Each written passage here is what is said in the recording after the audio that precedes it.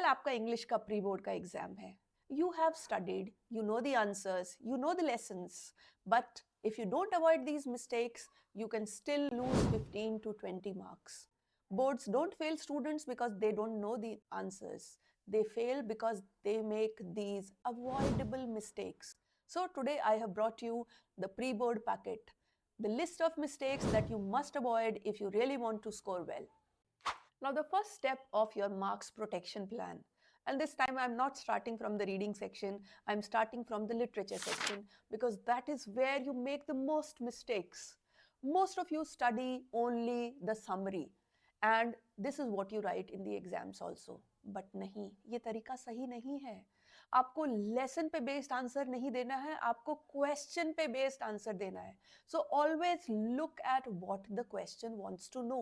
Refer to the keywords, refer to the lines in the question, and based on that, give example from the text. Give 2 3 points, and that's how you can get full marks in your questions.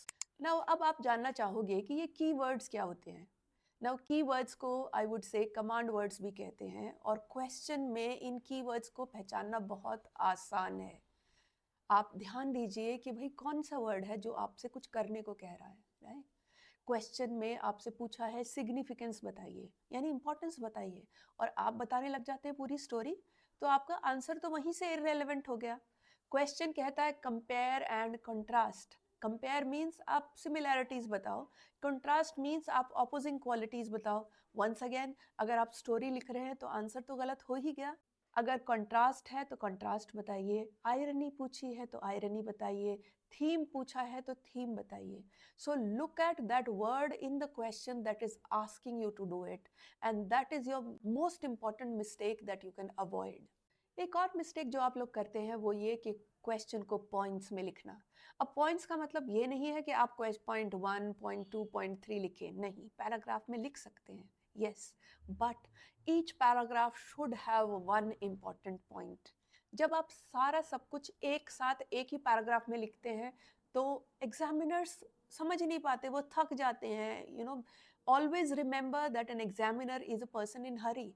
जब लोगों को paper check करने होते हैं, इतने सारे papers होते हैं that if you are not going to make the job of the examiner easy for them, they are not going to like you. अब पोइट्री सेक्शन पे आते हैं. पोइट्री सेक्शन में भी यही प्रॉब्लम होती है कि क्वेश्चन पूछा जाता है कुछ और आप लिखते हैं कुछ और.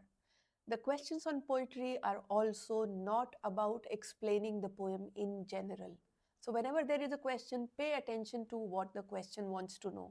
If the question is about structure, talk about structure. If the question is about imagery, talk about the images. If the question is about irony, talk about irony. And if the question is about poetic devices, talk about poetic devices. And yes, it's good to study the poetic devices because एक question तो poetic device पर ज़रूर आएगा. And her poem में कितनी ही poetic devices हैं, I am sure you can count them on your fingers. So do prepare for that and you can definitely score more marks. And of course, how can I not talk about the reading comprehension. Believe me, reading comprehension में बहुत सारे silent traps होते हैं. There are questions that you feel that you can answer based on your general knowledge, but general knowledge का test नहीं है, reading comprehension का है. You have to search the answer from the passage itself. और अगर आपको लग रहा है कि पैसेज में ये क्वेश्चन का आंसर नहीं है या आप कुछ और लिखना चाहते हैं, believe me, you are wrong. Your task is to go back to the passage and search what the passage says about the topic, and only then give the answer. Another mistake that students make in reading section is copying pasting from the paragraph. Believe me, ये बहुत ही common mistake है, but marks कटवाती है. आपको अपने words में paraphrase करके reading passage में से आंसर्स लिखने होते हैं, same to same copy paste नहीं लिखने हैं. सो look up the words, look up the sentences, and then convert into your own words if you want to score full marks in the reading section. अब आते हैं writing section पर. Writing section में formats are not just for decoration, they carry separate marks. Do you know कि हर question में format के अलग से मार्क्स हैं. So format is something that you have to pay attention to. So exam से पहले फॉर्मेट्स ज़रूर रिवाइज करके जाएं. Talking about compulsory marks in writing section, there are marks for grammar and expression. I know आपको लगता होगा कि grammar की बड़ी बड़ी मिस्टेक्स होती हैं, बट बिलीव मी छोटी छोटी मिस्टेक्स होती हैं. आप कॉमा लगाना भूल जाते हो, आप प्रेजेंट टेंस पास्ट टेंस में गड़बड़ करते हो, और ऐसे में प्रूफ रीडिंग बहुत इंपॉर्टेंट होती है. आप लिखने के बाद अपने पैसेज को, अपने लेटर को एक बार एक नज़र से ज़रूर पढ़ें. एक और मिस्टेक जो स्टूडेंट्स करते हैं वो ये कि वो हाई फाई वर्ड्स यूज़ करने की कोशिश करते हैं. बहुत सारे स्टूडेंट्स मेरे पास आते हैं, वो कहते हैं जो हम अच्छी वोकेबलरी यूज़ करना चाहते हैं. अगर आप वो वोकेबलरी जानते हैं, then there is no harm in using that vocabulary. But without knowing the meaning, using the words wrongly can cause problem.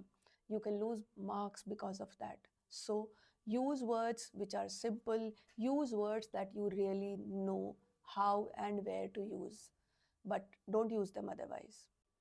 And finally, talking about time management. Yes, believe me, time management is very important. Students often ask me कि ma'am हम paper में कौन सा section पहले करें. देखिए, ideally तो आपको रीडिंग सेक्शन पहले करना चाहिए, क्योंकि 15 मिनट जो शुरू में आपको मिलते हैं, आप उसमें रीडिंग सेक्शन के पैसेजेस पढ़कर थोड़ा सा फिगर आउट कर सकते हो कि आपने कहाँ पर मार्क्स क्वेश्चन के आंसर मार्क करने हैं. बट अगर आपको लिटरेचर अच्छे से आता है तो आप लिटरेचर से शुरू कीजिए. अगर आप राइटिंग पर ज़्यादा वक्त लगाना चाहते हैं तो आप राइटिंग से भी शुरू कर सकते हैं. There is no hard and fast rule that this is the way to attempt the answer. Only thing to pay attention to is writing the numbers of the questions that you are doing. And at least ये ध्यान रखिए कि एक section पूरा करें. अगर reading शुरू किया है तो पहले रीडिंग को ख़त्म करें. अगर राइटिंग शुरू किया है तो पूरा राइटिंग सेक्शन करें. और अगर लिटरेचर कर रहे हैं तो एक साथ एक बार पूरा लिटरेचर करें. ऑल्सो ऑप्शंस होते हैं बहुत सारे क्वेश्चंस में. ऑप्शंस में don't forget to mark the option, कि अगर क्वेश्चन नंबर 9 है तो आप 9 का ए पार्ट कर रहे हैं या 9 का बी पार्ट अटेम्प्ट कर रहे हैं. कई बार ये काफ़ी कंफ्यूजिंग होता है. Another thing that I always tell the students is कि स्टूडेंट्स MCQs में सिर्फ A B C ऑप्शन लिख देते हैं. Students, believe me, English teachers इसको बिल्कुल पसंद नहीं करते हैं. अगर क्वेश्चन की ऑप्शन में आपको स्टेटमेंट है या वर्ड है, डू राइट दैट स्टेटमेंट. वो बहुत इंपॉर्टेंट होता है. टीचर्स कहते हैं कि हम मैथ्स का पेपर नहीं कर रहे कि सिर्फ ABC के मार्क्स मिले. आपको क्वेश्चन का आंसर लिखने के मार्क्स मिलते हैं. I have prepared a quick revision master plan PDF for you. If you want it, comment master plan PDF and I will send it to you immediately. Don't forget to subscribe to the channel. Follow for more. Thank you.